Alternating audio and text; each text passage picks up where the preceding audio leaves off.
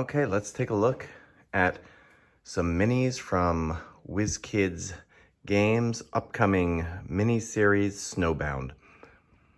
And as you can tell, judging by the name and some of the minis that you're just seeing here, they are intended for use in wintry themed campaigns such as Rime of the Frost Maiden. In fact, there are several specific minis here that come straight from that. So let's take a closer look and see what we shall see. Here are some minis specific to Rime of the Frost Maiden, I expect.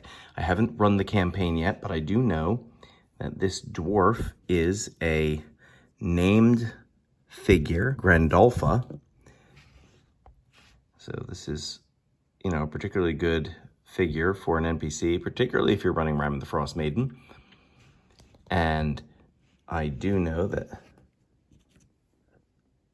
Ravison, at least I believe this is a named figure from the adventure. I know that this creature is in the book, right? You can see it's like the body of a helmed horror, but that's a brain in the jar in place of a head. What a terrific mini. No matter what campaign you're using, you find a use for this mini. I know I certainly could. Reminds me of Futurama with the cloned body of Spiro Agnew. Here we have, looks like a hag, right? Maud Chiselbone, holding up what looks like to be some entrails. It's always good to have more hags, right? And here we have Spellix Romwad. Looks like a snow-themed goblin wearing wintry garb. That's a very cool mini to have. Here we have an axe Beak. And this is some sort of nod to Empire Strikes Back, I'm sure, with the Tauntauns. What a cool mini. You almost want a bunch of these for your, so you have one at least for each player. And then what winter themed campaign would be replete without a polar bear? Or a white dragon wormling. Look at that guy. Or how about a snow golem? Look at this thing. He's kind of silly looking, but I like him. Don't want him throwing that at me. Continuing on with the ice theme, we've got an ice troll here. I suppose that's why he's hairy, to keep himself warm. He's a pretty nasty looking figure. And a nice addition to my collection. I didn't have anything like him.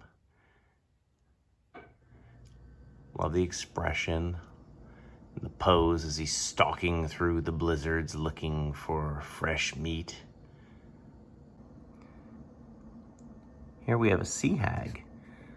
I don't remember a D&D mini for a sea hag before, so this is a really cool addition because I do love my hags and love using them. Here we have Terex, the winged kobold. He's got his arms crossed indignantly. Another good mini to have to add to your kobold collection. Actually, I'm getting quite a decent amount of kobold with wings. They could serve a hag maybe in place of flying monkeys. And again, check out the great clear base and how that looks. You can see the snowy mat underneath. Here we have the Bellybug Royal, and you can tell he's royal because he's got some sort of crown on his head. You can see something about this mini reminds me of Yoda. I don't know. What do you think? Here we have a Quaggas. It's kind of a monstrous furry creature. Earlier minis, before WizKids made them, they looked panther-like. So I kind of like this monstrous version, this design for 5th edition better. It's a Quaggas. Here's a Myconoid Sovereign. And If you like your mushroom people, you'll like this guy. Maybe there is a meeting of royalty to discuss and hammer out a treaty. I don't know. This thing is a spitting mimic.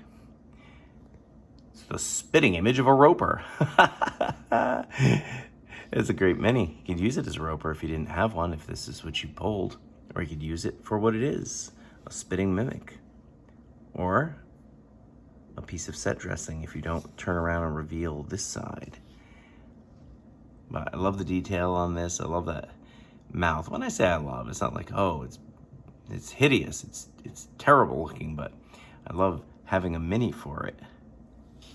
The spitting mimic. So here's a Verbeeg. It's a giant-like creature with a casque and a dinted shield. When I say large, you can see it's large in comparison to another medium mini, but it takes up a medium base. Here we have a stone giant wearing what I think look like Timberlands. Hey, he's very fashionable and chiseled. But this is a really good mini to have to add to your giant collection.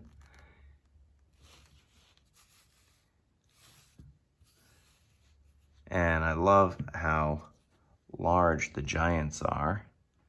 And you can see that thing is massive. I love this size for giants. You can see how it towers over a medium-based mini. Here is an awakened tree. I'm thankful to have this one. You know, I have trees from Monster Fight Club that look similar to this without the canopy.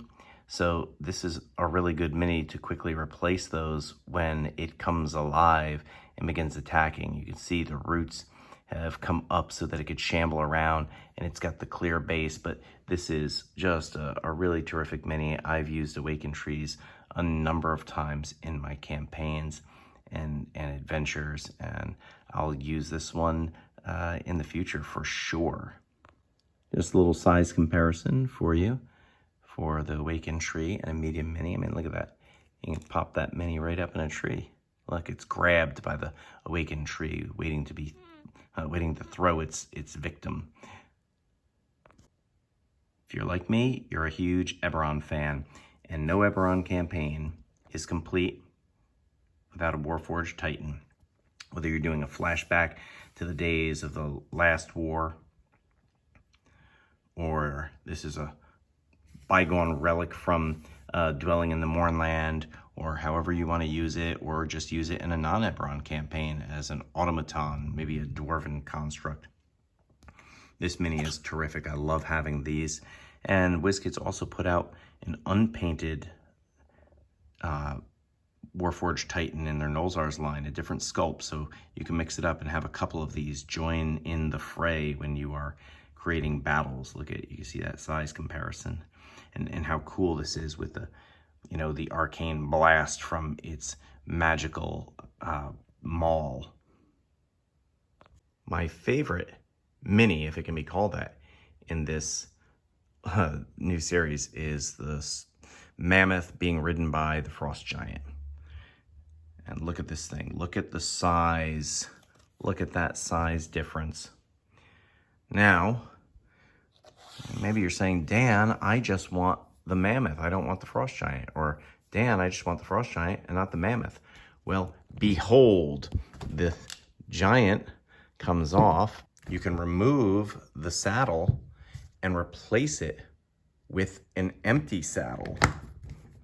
And now you just have a mammoth. Well, where does that leave your frost giant?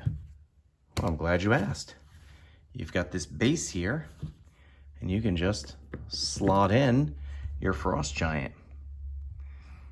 These are tremendous, and just some of the cool detail. I mean, look at, in the sack it's carrying, there's a saber tooth. These are really excellent. I love them.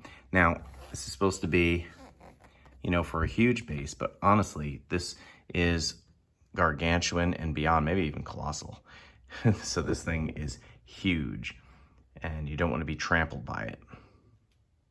So these minis from the Snowbound line can be pre-ordered at dndmini.com, or you could pre-order them at your flagship store, or just wait and go pick them up at your favorite brick and mortar store when available. There are a number of other great miniatures in this line, and I encourage you to check them out. I haven't run Rime of the Frost Maiden, so I'm looking forward to running the campaign and being able to use these minis.